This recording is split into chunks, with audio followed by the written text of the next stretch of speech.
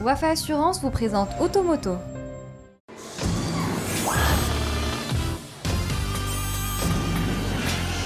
Très bonne fin d'après-midi à toutes et à tous, bienvenue dans ce nouvel épisode d'Automoto, voici le sommaire. Un coupé ultra sportif pour affoler les chronos, ce n'est pas ce qui manque chez Mercedes. Justement, la firme à l'étoile a dévoilé récemment l'AMG GT-R. Et croyez-moi que sous le capot, ça déménage. Nous reviendrons dans l'actualité sur le concours d'élégance de Pebble Beach en Californie. Et puis nous prendrons le volant de la deuxième génération de la Jaguar XF, la meilleure ennemie anglaise des routières allemandes.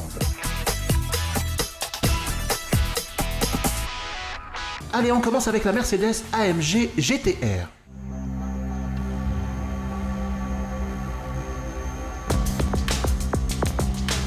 C'est une nouveauté qui va faire mal dans le cercle très fermé des super sportives.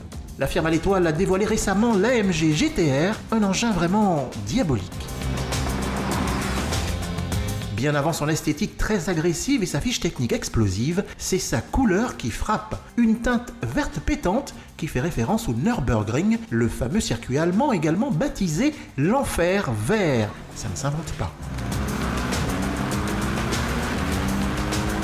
Calandre verticale au dessin agressif, ailes musclées, ailerons fixes et énormes diffuseurs en carbone sont autant d'éléments qui contribuent au look bestial de ce bolide.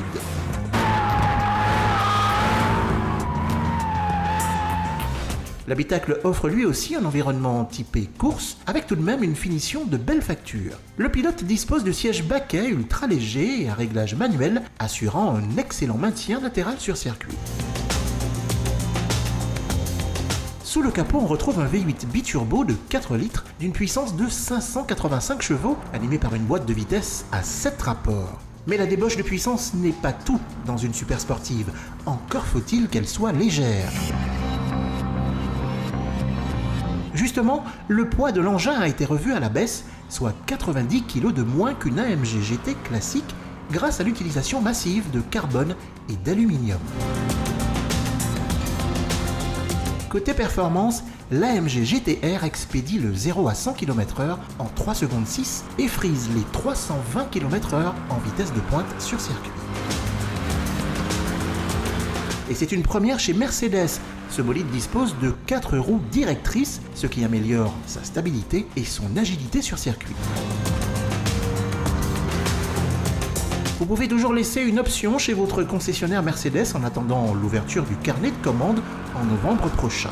Comptez un peu plus de 2 millions de dirhams si vous voulez vous faire plaisir au volant de cette AMG GT-R.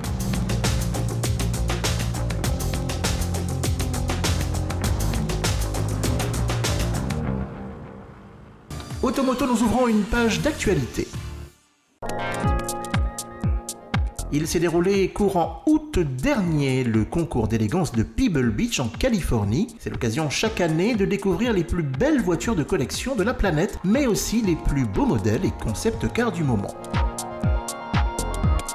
Les concepts, parlons-en justement. Aston Martin a profité de cet événement pour dévoiler une version découvrable et limitée à 100 exemplaires de sa Vanquish Zagato.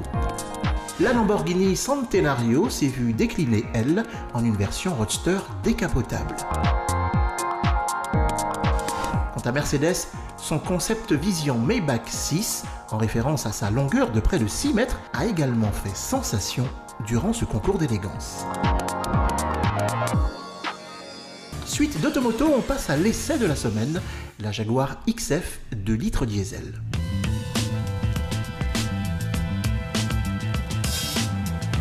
Depuis le lancement de la première génération en 2007, la Jaguar XF s'est positionnée comme étant une alternative crédible face aux ténors allemands que sont les Audi A6, BMW Série 5 et autres Mercedes classe E.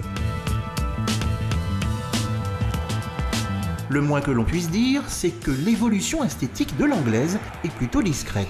On en viendrait même à penser qu'il s'agit plus d'un restylage. Et pourtant, il y a pas mal de petits changements. À commencer par la calandre plus verticale, comparée à celle de sa devancière, les feux qui ont bénéficié d'un coup de crayon plus incisif et la partie arrière qui a été légèrement redessinée. Autre nouveauté de taille, la XF s'est délestée de 190 kg grâce à sa structure composée d'aluminium à 75%. C'est plutôt pas mal. À bord, tout est présenté avec des matériaux et une qualité d'assemblage plutôt convaincante. Le confort, l'espace à bord et une liste d'équipements bien étoffée en finition prestige sont aussi appréciables. Par contre, si le grand écran tactile a le mérite d'offrir une excellente résolution, au niveau ergonomie, on se perd quelque peu dans les menus et autres sous-menus. Volant en main, notre XF animé par un nouveau diesel de 180 chevaux affiche une réjouissante agilité, bien aidé il faut le dire par sa boîte de vitesse automatique à 8 rapports, son poids plume et ses trains roulants optimisés. Les performances sont suffisantes avec une vitesse de pointe de 229 km/h et un 0 à 100 avalé en 8 secondes 1. De plus, sa consommation moyenne est respectable, soit 4,3 litres au 100 km avec une conduite coolée.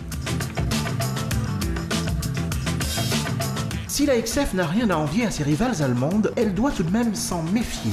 Ces dernières se voulant très compétitives avec, selon les finitions, une tarification parfois plus abordable que celle de notre Jaguar XF.